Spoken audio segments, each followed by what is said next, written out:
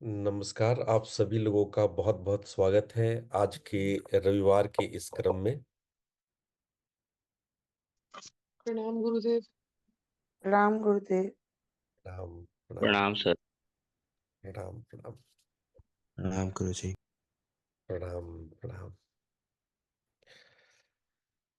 देखो, आज के इतने मुश्किल जिंदगी में बहुत हम सौभाग्यशाली हैं कि हम लोगों को साधना के लिए वक्त मिल पाता है।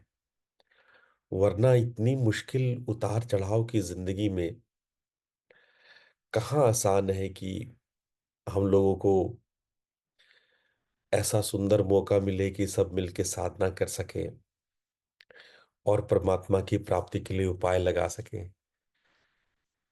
बहुत मुश्किल है सुबह उठना, और वो भी रविवार के दिन। पर हम अब आप सभी लोगों का बहुत बहुत अभिनंदन करते हैं, स्वागत करते हैं कि आपके अंदर में परमात्मा को पाने की जिज्ञासा और तड़प, यही आपको परमात्मा के पास ले जाती है। बाकी सारी बातें पीछे हैं। आप कितना दर्शन समझते हैं, कितनी साधना करते हैं, नहीं करते हैं, सबसे महत्वपूर्ण है कि आप क्वालिफाइड है कि नहीं उसके लिए। और क्वालिफिकेशन एक है कि आपके अंदर वो तड़प है, वो उनको उनके पास जाने की वो प्रबल इच्छा है या नहीं। और जब प्रबल इच्छा होती है तो हम रास्ते ढूंढ लेते हैं, सुबह उठने के तरीके ढूंढ लेते हैं, चाहे वो रविवार ही क्यों ना हो। चलिए हम लोग आज चक्र के विषय में आगे चलते हैं और कुछ विशेष और कुछ विशेष प्रैक्टिसेस करते हैं। चक्र आज के प्रैक्टिस से पहले दो तीन बात हम समझ लें। पहली बात कि चक्र चक्र का संबंध कलर से हो भी सकता है, नहीं भी हो सकता है। जैसा कि पिछले प्रैक्टिसेस में हमने किया, सारे चक्रों को लाल फूल की तरह देखा और पुस्तकों में वो लाल कमल दल ही है। लेकिन साधक उसको अलग अलग रेनबो के कलर से भी प्रैक्टिस करते हैं। चूंकि कलर्स हमारे साइकोलॉजी को और हमारी भावनाओं को प्रदर्शित करता है, इसलिए आज हम लोग चक्र की साधना कलर्स के साथ करेंगे। मैं आने वाले समय में बताऊंगा कि चक्रों का संबंध तत्वों से कैसे है। आज हम तत्व भी बताएंगे, लेकिन साधना केवल चक्र और उसके कलर्स पे कराएंगे। सभी चक्रों का संबंध तत्वों के साथ है। जैसे मूलाधार चक्र का संबंध पृथ्वी तत्व के साथ है, स्वादिष्ठान चक्र का संबंध जल तत्व के साथ है। जैसे जैसे चक्र में ऊपर जा रहे हैं, मणिपुर का संबंध अग्नि तत्व के साथ है, अनाहत चक्र का संबंध वायु तत्व के साथ है। देखिए तत्व भी सूक्ष्म होता जा रहा है। और विशुद्धि का संबंध आकाश तत्व के साथ है। वहीं आज्ञा चक्र का संबंध हमारे मनस के साथ है। तो ये एक एक एक सूक्ष्म से सूक्ष्म आकाश को उत्पन्न, हम सूक्ष्म सूक्ष्म तत्व की ओर जा रहे हैं। मूलाधार है तो पृथ्वी तत्व है। और जब हम मूलाधार को पृथ्वी तत्व कह रहे हैं, तो ऐसा नहीं है कि मूलाधार का स्तर डाउन हो गया, क्योंकि वो पृथ्वी तत्व है। पृथ्वी तत्व सॉलिड है, इसीलिए कोई अ, कमजोर कड़ी है, ऐसा नहीं है। चाहे कोई भी प्राण किसी भी स्टेट में हो, जो हमारी शक्ति, हमारी जो प्राण है, वो किसी भी स्टेट में हो, चाहे वो सॉलिड स्टेट में हो, लिक्विड स्टेट में हो या गैसियस स्टेट में हो, रहता तो प्राण ही है ना। चेतना और प्राण मिलकर के हमारा ये शरीर बनाया है, जिसमें कि पांचों कोश है: अन्नमय कोश, प्राणमय कोश, मनोमय कोश, विज्ञानमय कोश, आनंदमय कोश। ये पांचों कोश जो है हमारी चेतना का, ये हमारे शरीर में प्राण के साथ मिलके बना है।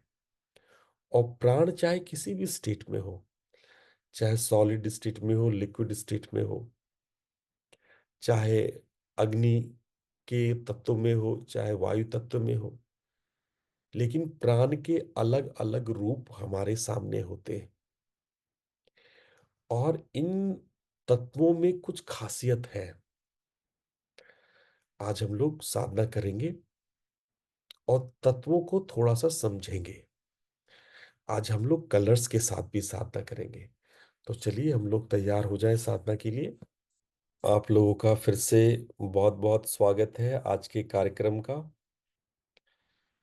और आपने बहुत अच्छी साधना की। जो महत्वपूर्ण बात है कि हम साधना नियमित करें, तब आपको इन चक्र का, ग्रंथि का, मात्रिका का गूढ़ रहस्य मालूम होगा। जब आप चक्रों की साधना करते हैं तो चक्रों के साथ जुड़े हुए तन्मात्रा हो, चाहे तत्व हो, उनका आभास होता है। हर चक्र अलग अलग बीज अक्षर और मात्रिकाओं से जुड़ी हुई है।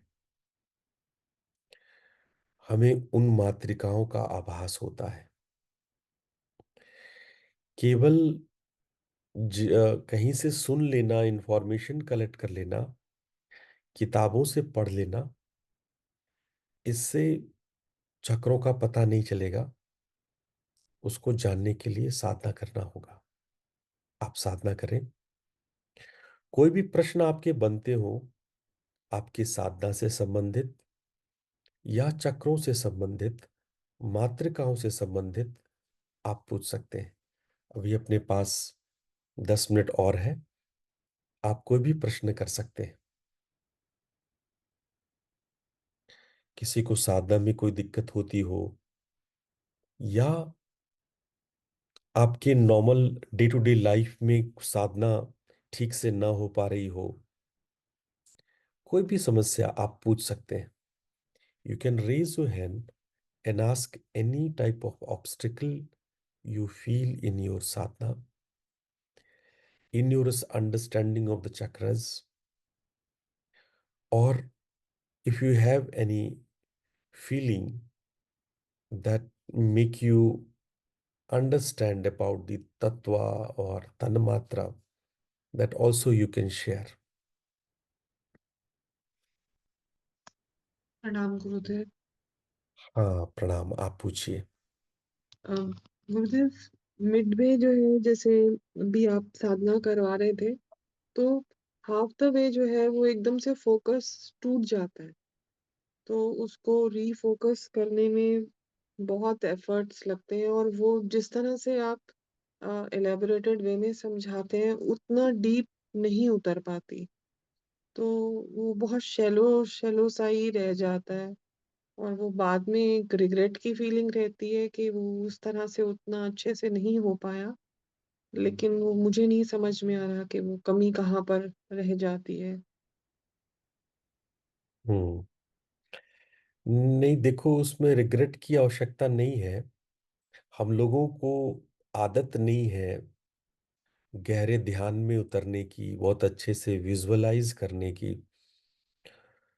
आ, देखो, जब हम पे संकट आता है तो हम लोग बहुत आ, पूरे मनोवेग से अपने बचाव के लिए कार्य करते हैं। जैसे मानो कि हमें घर से सामान बाहर करना है, और अगर आपको मैं कह दूं कि घर के सामान को आप बाहर कीजिए, तो आप बड़े धीरे धीरे आराम से करेंगे, थक जाएंगे, काफी परेशान भी होंगे, आधा करेंगे आधा कल के लिए टालेंगे। लेकिन अगर घर में आग लगी हो तो, अगर घर में आग लग जाए तो हम लोग सामान कैसे जल्दी जल्दी बाहर निकालेंगे? तो उसी तरह से ध्यान में वो आग लगनी चाहिए भीतर, ध्यान के लिए। अगर ध्यान के लिए भीतर वैसी तड़प नहीं है, वैसी लगन नहीं है, वैसा भीतर में वैसी अग्नि नहीं है, तो हम वैसे ही धीरे धीरे करेंगे। आ, आधा सामान निकालेंगे, धीरे धीरे सामान निकालेंगे, सोचेंगे कुछ कल निकाल लेंगे, कोई बात नहीं है। तो जो सबसे पहली बात जो हमने आप लोग को बहुत पहले बताया था कि ध्यान सुनने में आसान है। हमें लगता है केवल बैठ करके गाइडलाइंस को ही तो फॉलो करना है, इसमें दिक्कत क्या है? आपको इससे कठिन आसन मालूम पड़ता होगा, आपको इससे कठिन प्राणायाम मालूम होता होगा, लेकिन ध्यान बहुत कठिन है। आसन तो फिर भी बहुत छोटी इकाई है, आसन से कहीं ज्यादा शक्तिशाली और बहुत कठिन प्राणायाम है। और आसन और प्राणायाम से भी अत्यंत कठिन प्रैक्टिस प्रत्याहार धारणा का है जो हम लोग कर रहे हैं। तो ये आसान नहीं है, ये ऑलमोस्ट सभी के साथ होता होगा। ध्यान बनाना, ठीक से उसको विजुलाइज करना, ठीक से कंसंट्रेट करना, पूरी अवेयरनेस के साथ उस चीज को करना, ये इतना आसान नहीं है। जब तक आपके भीतर में वो ज्वाला प्रज्वलित ना हो कि आप किसी भी स्तर तक जा सकते हैं, जब ध्यान में उतर जाते हैं तो देखिए आपकी चेतना कई जगह से बंधी हुई है, और गुरु एक एक करके उन बंधनों को तोड़ता है। जब आप कई प्रकार की क्रियाएं करते हैं तो आप अपने चेतना में जो कई प्रकार के कार्मिक बंधनों से, माया की बंधनों से जुड़ी हुई है, वो अपने आप को तोड़ती है, तो फ्लेक्सिबल हो पाती है और कहीं भी दौड़ पाती है, आपकी चेतना कहीं भी जा पाती है। लेकिन यदि आपने ढंग से पूर्वाभ्यास नहीं किया है, क्वालिफाइड नहीं हुए हैं, और अभी आप गुरु के रंग में रंगे नहीं हैं, गुरु के बताए हुए नाम में रंगे नहीं हैं, तो आपकी कई जकड़न है, कई प्रकार के बॉन्डेज हैं, कई प्रकार के बंधन हैं, और चेतना फ्रीली मूव नहीं कर पाता है। और चेतना फ्रीली मूव नहीं कर पाता है, इसका आपको पता भी चलता है। आपको लगता है कि हम चूक गए हैं, काश कि हम सारे गाइडलाइंस को जो गुरु जी गाइड कर रहे हैं उसको हम कर पाते। और मैं निश्चित बताता हूं, यदि आप कर पाते तो चमत्कार होता। लेकिन हम जानते हैं कि आपके बंधन, आप जिन जिन बंधनों से जुड़े हुए हैं, बंधे हुए हैं, वो आपकी फ्लेक्सिबिलिटी के लिए बाधा है, और आप बंध जाते हैं, अपनी चेतना को पूरी तरह से बंधा हुआ महसूस करते हैं। इसलिए आत्मग्लानि भी होती है कि क्या काश हम इतने एक्टिव होते, इतने डायनामिक होते, मेरी चेतना इतनी फ्री होती, कहीं भी जा सकती। आप महसूस करते हैं कंसंट्रेशन की एक अवस्था के बाद आप ढीले पड़ जाते हैं, लूज पड़ जाते हैं। ये कुछ वैसा ही है जैसे कि एक दीवार को पार करने की आप कोशिश कर रहे हैं, और उस दीवार को चढ़ने की कोशिश करते हैं। एक बार चढ़ते हैं, फिर फिसल के नीचे आ जाते हैं, दूसरी तीसरी चौथी बार फिर आप ढीले पड़ जाते हैं। आप में ऊर्जा की कमी, मोटिवेशन की कमी महसूस होती है, और आपके हाथ ढीले और कमजोर पड़ने लगते हैं। कई बार गाइडेड मेडिटेशन में आप महसूस करेंगे कि आपकी चेतना सुन तो रही है, पर उसको करने के लिए सक्षम नहीं है। आपके हाथ पैर कांप गए हैं, टूट गए हैं, चूक गए हैं, थक गए हैं। पर मैं बार बार कहता हूं, वास्तव में आप थके नहीं हैं, ये वास्तविकता नहीं है, ये आपके मानसिक बंधनों का कारण है। आप साइकोलॉजिकली बॉन्ड हैं, बंधे हुए हैं, इसलिए आपको ऐसा लगता है। अगर किसी दिन आप इस बंधन से मुक्त होएंगे तो दीवार फांदना कोई बड़ी बात नहीं है। यदि शेर आ जाए तो आदमी दीवार फांद ही लेता है, कितनी बड़ी भी दीवार हो, शेर आने पर फांद ही लेता है। वो क्षमता आपके अंदर में है, ये क्षमता आपके अंदर में है, लेकिन उस क्षमता को आप उभार नहीं पा रहे हैं।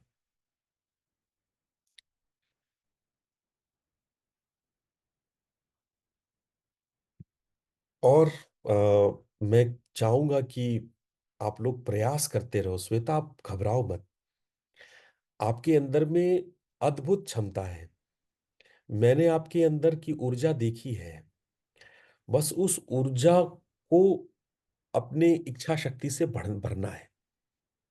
जी, इसलिए निश्चित रूप से आज नहीं कल आपकी जो अदम्य क्षमताएं हैं जो हमने महसूस की है, वो निश्चित रूप से सामने आएंगी। और कितने लोग हैं जो इस बात को रिग्रेट भी कर पाते हैं कि उनसे साधना नहीं हो रही है। साधना तो हमको मालूम है बहुतों से नहीं हो रही है, लेकिन आप में क्षमता है इस बात को महसूस करने का, रिग्रेट करने का। आपके अंदर आत्मविश्लेषण की क्षमता है, आप आत्मविश्लेषण कर रहे हैं। ये इस बात का प्रतीक है कि आप आगे बढ़ना चाहते हैं, आप अपने कमियों को देख पाते हैं। जो व्यक्ति अपने कमियों को देख पाता है वही अपनी कमियों को दूर कर पाता है। बहुत सारे ऐसे लोग हैं जो अपनी कमियों को देख ही नहीं पाते, तो वो दूर क्या करेंगे। तो ये बहुत अच्छी बात है कि आप देख पा रहे हैं, और इस एनालिसिस को, इस ऑब्जर्वेंस को बनाए रखिए।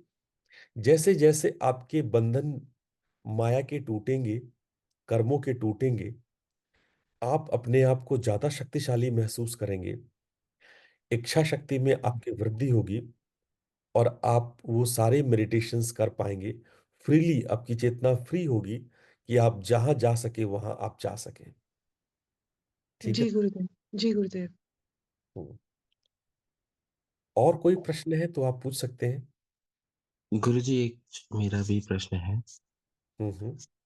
आज की साधना के प्रैक्टिस में एक तीव्र ऊष्मा का अनुभव हुआ। ध्यान की प्रैक्टिस के दौरान बीच में वही अवस्था, वही वस्त्र, वही कंबल, सब वैसे ही बैठा हूँ, लेकिन वो एक ऊष्मा जो प्रोड्यूस हुई वो एक एक पर्टिकुलर समय पे बहुत ज्यादा हो गई, असहनीय जिसे कहते हैं। यही तो हम कहते हैं आप लोग को अनुभव करने के लिए। देखो, ऐसा संभव ही नहीं है कि आप बैठ जाओ ध्यान करने के लिए और आप चक्रों पर ध्यान कर रहे हो और प्राण ऊपर नीचे ना हो। ऐसा तो हो ही नहीं सकता है। आप चक्र पे ध्यान नहीं भी करते तो भी आप, आपके अंदर के प्राणों में हलचल होता। आप कुछ ना करते, आंख मूंद करके बैठ ही जाते, तो भी प्राणों में हलचल होता। और यहां तो आप प्रयास कर रहे हो, यहां तो अलग अलग चक्रों को देखने की कोशिश कर रहे हो। एकदम 100% पॉसिबिलिटीज है कि आपके प्राणों में उतार चढ़ाव हुआ होगा, हम मान ही नहीं सकते। हाँ, ये बात है कि आप कितने अवेयर हो इसके लिए। आप अपने ही शरीर के प्रति, अपने ही संवेदनाओं के प्रति कितने सेंसिटिव हो, ये अलग बात है। कई बार चीजें हो जाती हैं पर हम इतने बेहोश होते हैं कि हमें पता ही नहीं चलता है। प्राण के अनुभव बड़े सूक्ष्म हैं, बहुत सटल है। तो संभव है कि ऐसा गर्माहट या प्राणों के हलचल भीतर हुए होंगे, सबके हुए होंगे। सबके चक्रों में हलचलें आज हुई ही होगी।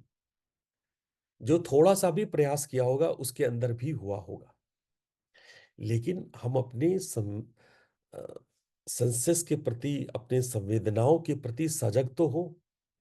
अगर हम सजग होंगे तो निश्चित रूप से पता चलेगा तो हमें लगता है कि महेशानंद जी, ये अनुभव बहुत अच्छे हैं और आप स्वयं के भीतर उन अनुभवों को देख सकते हैं, महसूस कर सकते हैं। ये और अच्छी बात है। हम सभी साधकों को ये अनुभव करना चाहिए कि प्रैक्टिस के दौरान उसके शरीर, उसके मन और उसके प्राणों पे क्या प्रभाव पड़ा। पहले कैसा था, बाद में कैसा है, और उसके दौरान यदि कोई संवेदना हुई तो हमेशा सजग होना चाहिए। तो प्रतीक, ये अच्छा अनुभव है और हमको लगता है कि इस तरह के अनुभव होने चाहिए। और कोई जी प्रश्न? गुरुजी। नमस्ते गुरुजी, एक मुझे प्रश्न है। ये जो मैं आधा इंग्लिश और आधा हिंदी में बताऊंगा आपको एक क्वेश्चन। कोई बात नहीं, आप पूछें जैसे। जो गुड कर्मा और बैड कर्मा जो होता है, तो हम्म, बैड कर्मा जो हुआ है शायद किसी के साथ, तो हम्म, उसी के लिए उसके लिए तो पनिशमेंट तो मिलेगा, राइट? कभी ना कभी मिलेगा पनिशमेंट। ऐसा नहीं कि गुड कर्मा करके उसको कॉम्पनसेट कर दिया है। तो बैड कर्मा का पनिशमेंट तो मिलेगा, गुड कर्मा का बेनिफिट बाद में मिलेगा, बट बैड कर्मा का पनिशमेंट तो मिलेगा। तो हम्म, मुझे एक क्वेश्चन ये है कि जब सैल्वेशन होता है, तो पहले के बैड कर्म में क्या होते हैं? सब कैंसिल हो जाते हैं? क्या होता है जब? हम्म। मिलन जी, बहुत अच्छा सवाल है। और मैं आपसे सबसे पहले तो आशा करूंगा कि आप मेरे सारे प्रोग्राम्स में आया करो। मैं आपको मिस करता हूँ, तो आप आया करो। और हम लोग कर्म के ऊपर बहुत सारी बातें करते हैं, तो आज हम लोग छोटी सी बात और कर्म के लिए करते हैं मिलन जी।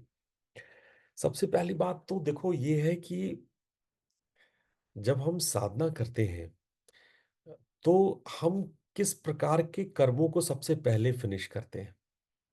सबसे पहले फिनिश करते हैं अपने संचयी मान कर्म को। देखो, अब इसको बताने से पहले मैं बता दूं, हमारे 3 प्रकार के कर्म होते हैं। एक संचित कर्म, जो कई कई जन्मों से किया हुआ कर्म है, एक तालाब है जिसमें सारे कर्म जमा है। वो संचित, भारी भरकम सारे कर्म जमा होते हैं, उसकी वजह से हम बार बार जन्म लेते हैं। तो एक होता है संचित कर्म, एक होता है प्रारब्ध कर्म, जिस कर्म को हम लेकर के आते हैं। जैसे मान लो एक संचित कर्म, आपका स्टोर हाउस जो है, उससे 1 बाल्टी कर्म लेकर के हम पैदा लिए। तो वो जो 1 बाल्टी कर्म लेके पैदा लिए ना, वो 1 बाल्टी कर्म हो गया प्रारब्ध कर्म। ठीक है, इसको नियति कहते हैं। उसमें कुछ नहीं हो सकता, उसका आप कुछ नहीं कर सकते। वो तो मिल गया तो आपको निभाना ही है।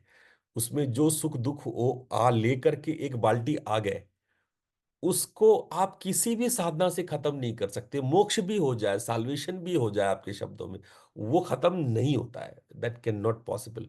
वही लेके पैदा लियो तो वो नियति टारे नहीं टरे, नियति को टारा नहीं जा सकता, वो तो आपको फॉलो करना ही पड़ेगा। थर्ड टाइप ऑफ कर्म होता है संचयी मान कर्म, जो हम जन्म से लेके अभी तक हमने जो कर्म किए हैं, है ना, उसको कहते हैं संचयी मान या क्रियामाण कर्म। ये जो क्रियामाण कर्म है, ये रोज रोज क्रिया हम लोग रोज रोज उसको बना रहे हैं। कुछ को तो हम लोग खत्म कर रहे हैं, जो प्रारब्ध लेकर के आए थे, जो 1 बाल्टी लेके आए थे, उसमें से 1 लोटा खत्म, 1 मग खत्म करते हैं और 4 मग और डाल देते हैं, कर्म बना देते हैं। वो जो नया कर्म बना रहे हैं ना, वो क्रियामाण कर्म कहलाता है। ठीक है। तो सबसे पहले हम लोग क्या करते हैं, जब साधना करते हैं तो क्रियामाण कर्म खत्म होते हैं। संचयी मान, उसको संचयी मान भी कहते हैं। वो कर्म खत्म होते हैं। जब वो खत्म हो जाते हैं, तब उसके बाद आप जो संचित कर्म, जो आपने, जो सभी जन्मों में जो तालाब है, उसको आप खत्म करते हो। द सेकेंड नंबर क्या कर होता है, उसको खत्म करना। वो संचित कर्म जब खत्म होता है, तब जाकर के आपको मोक्ष या साल्वेशन मिलती है।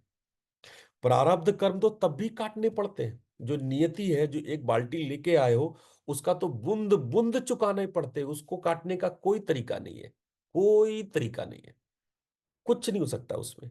उसको तो काटनी ही है। लेकिन हम लोग क्या करते हैं, सबसे पहले क्रियामान कर्म काटते हैं।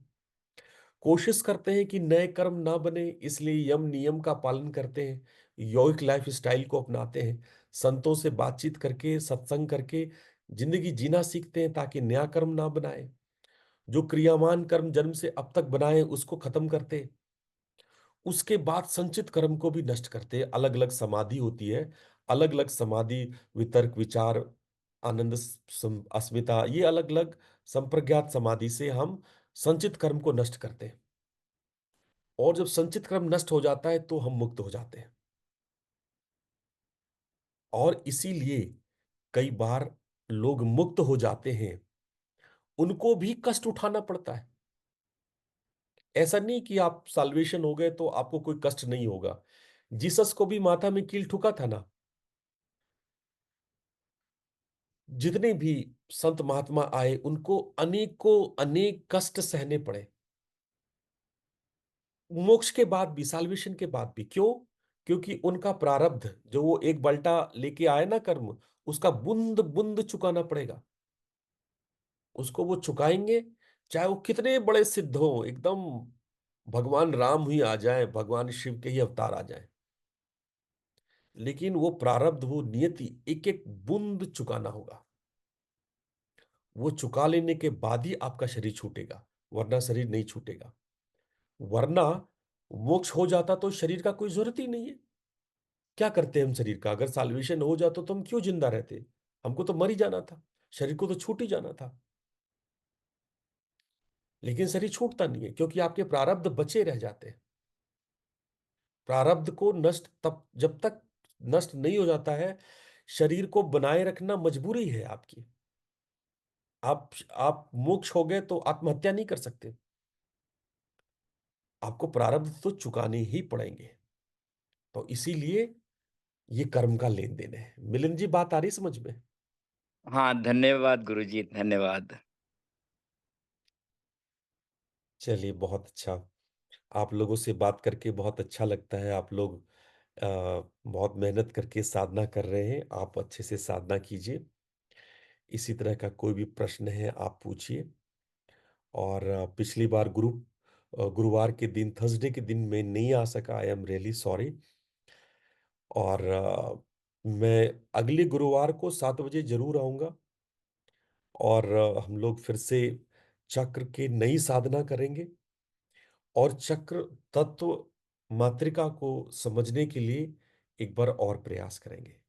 तब तक के लिए आप सभी लोगों को बहुत बहुत धन्यवाद। प्रणाम। राम गुरु जी। प्रणाम। प्रणाम गुरुजी। प्रणाम गुरु जी। प्रणाम गुरु जी, धन्यवाद। प्रणाम गुरु जी। प्रणाम। प्रणाम।